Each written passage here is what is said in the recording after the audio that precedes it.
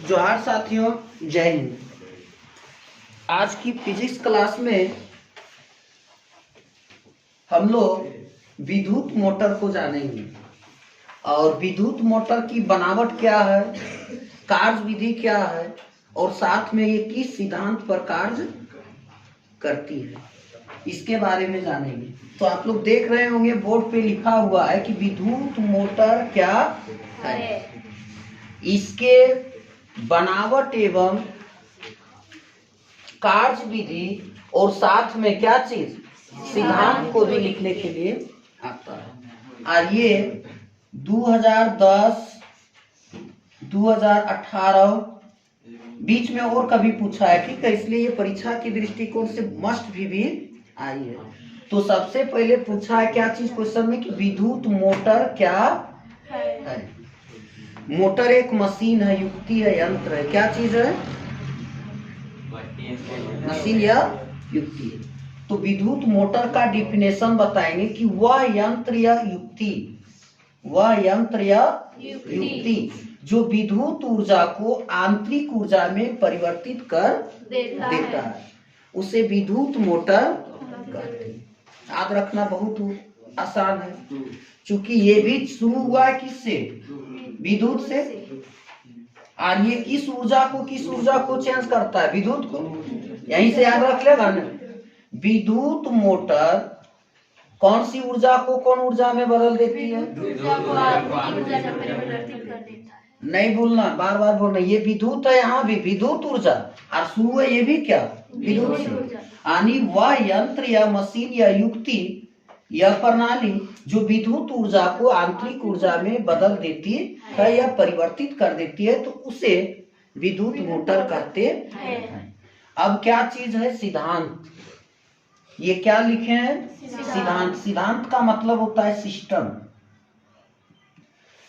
तो ये किस सिस्टम पर कार्य करती है? जब किसी धारावाही चालक को चुंबकीय क्षेत्र में रखा जाता है तब उस पर चुंबकीय बल कार्य करता है। यानी वैसा पदार्थ जिसमें क्या चल रहा होता है? धारा, यानी धारा बह रही होती है। जब उसको चुंबकीय क्षेत्र में रखा जाता है तो उस पर एक चुंबकीय बल कार्य करने लगता है।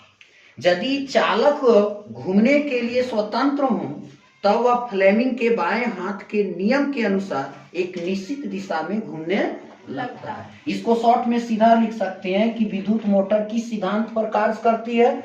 विद्युत मोटर फ्लेमिंग के बाएं हाथ के सिद्धांत पर कार्य करती है। पूछेगा कि विद्युत मोटर किस सिद्धांत पर कार्य करती है, तो फ्लेमिंग के बाएं हस्त के नियम के अनुसार ये कार्य करती है। अब ये क्या है? अब देखो, सिद्धांत को भी लिख लिए, तब क्या बचा? बनावट। इसकी बनावट देख रहा है ना, क्या चीज है? क्या चीज है? कैसे इस बनावट को लिखेंगे? सबसे पहले एक चालक बनाएंगे,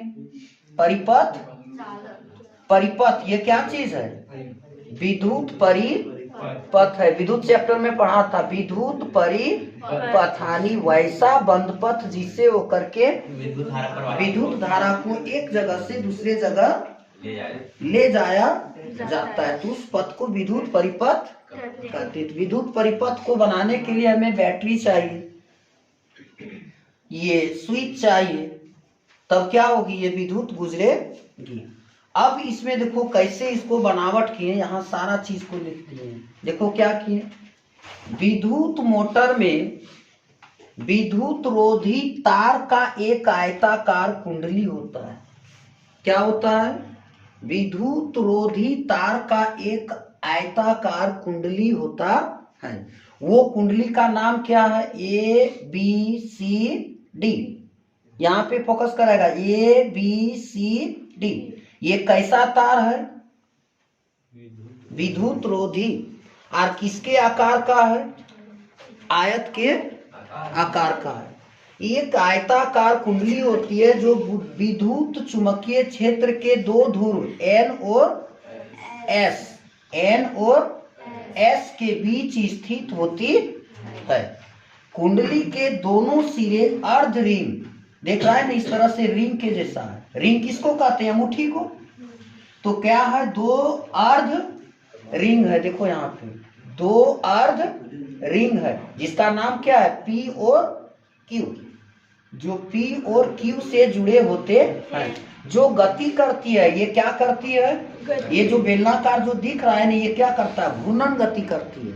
कैसी गति, घूर्णन गति करती है। और बाहरी सिरे ब्रूस एक्स वाई को स्पर्श करती है। यहाँ पे एक ब्रूस लगा है और यहाँ भी एक ब्रूस लगा है। ये क्या करता है, इसको टच करता है, टच करने से घर्षण होता है और घर्षण से वो गति प्रदान कर देती है और फिर उससे आवेश उत्पन्न होता है। इस प्रकार प्रत्येक आधे चक्कर के बाद कुंडली की धारा बदलती रहती है। ये पूर्ण चक्कर नहीं लगाती है। कितना चक्कर लगाता है, आधा चक्कर। जैसे पूरा चक्कर क्या हुआ, जब पूरे घूम गए तब, लेकिन ये पूरा घूमता नहीं है। आधे चक्कर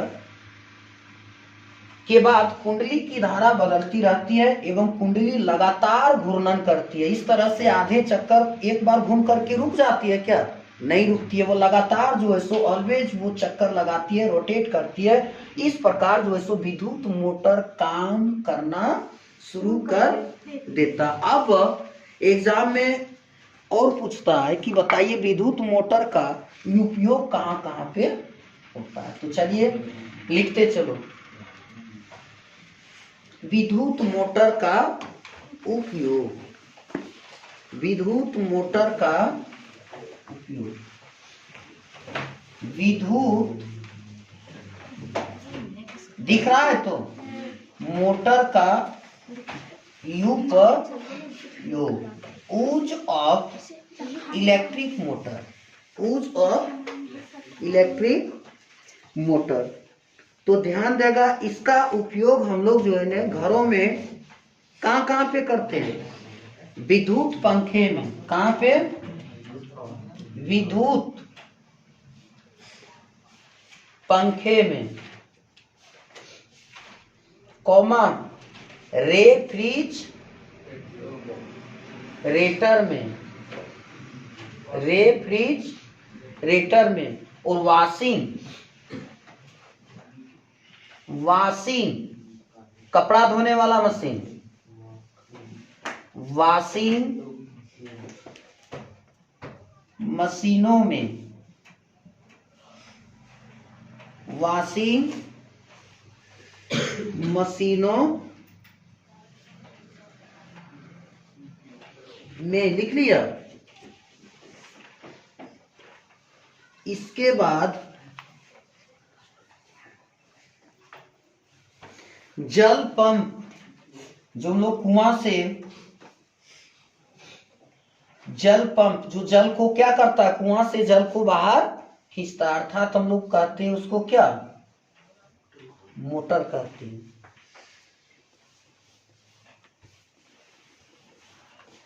आदि जगहों पे क्या किया जाता है, विद्युत मोटर का प्रयोग या उपयोग किया जाता है। इसको याद रख लेगा,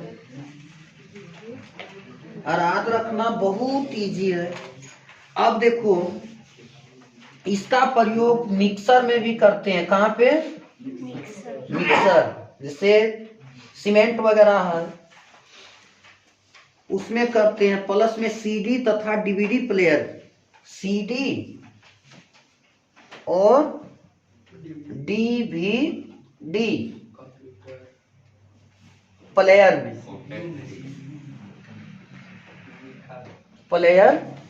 में, इसके अलावे टेप रिकॉर्डर में, टेप रिकॉर्डर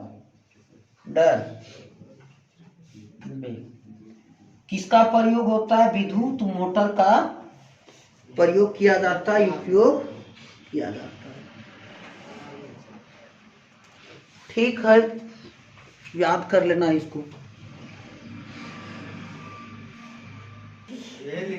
ध्यान देगा, आप जो है एक यहाँ शब्द आया था कि मोटर में, कि मोटर किस सिद्धांत पे कार्य करती है, फ्लेमिंग के वाम हस्त नियम के अनुसार। तो इसको भी समझना है कि फ्लेमिंग के वाम हस्त नियम क्या है। तो लिखो, फ्लेमिंग के वाम, वाम माने होता है बायां हाथ। कौन हाथ? हाँ, बायां। वाम हस्त नियम, वाम हस्त नियम के अनुसार, नियम के अनुसार, के अनुसार हम अपने कौन सा हाथ? कौन सा हाथ? बायां। हाँ, हम अपने बाएं हाथ की 3 अंगुलियां, कौन कौन 3 अंगुली लेंगे? 3 अंगुलियां। पहला हो जाएगा तर्जनी,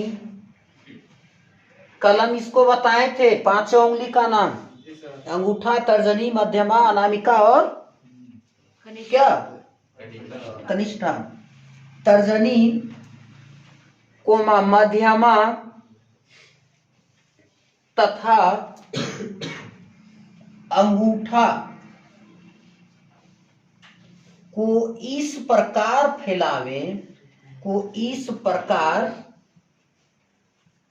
फैलाएं कि ये परस्पर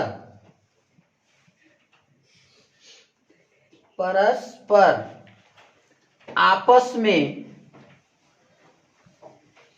क्या होना चाहिए? लंबवत होना चाहिए। आपस में लंबवत हो। यदि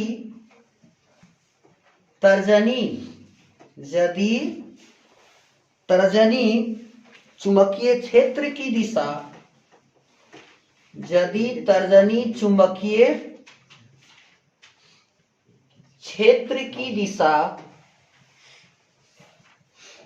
की ओर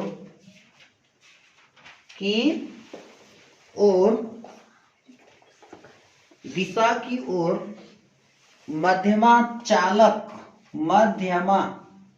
ये उंगली है, मध्यमा चालक में प्रवाहित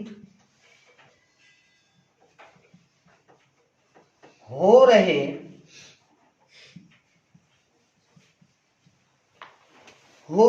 विद्युत धारा की ओर संकेत करती है। विद्युत धारा की ओर संकेत करती है। पूर्ण विराम। तो अंगूठा चालक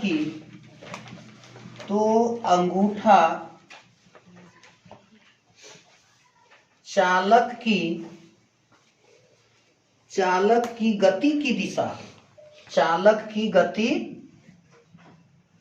की दिशा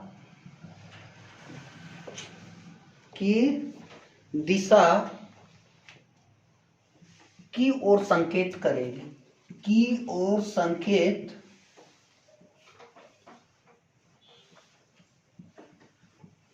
करेगा। इसे ही क्या कहते हैं? इसे ही फ्लेमिंग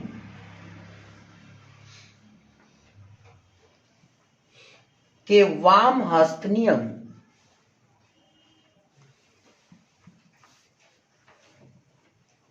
नियम कहते हैं।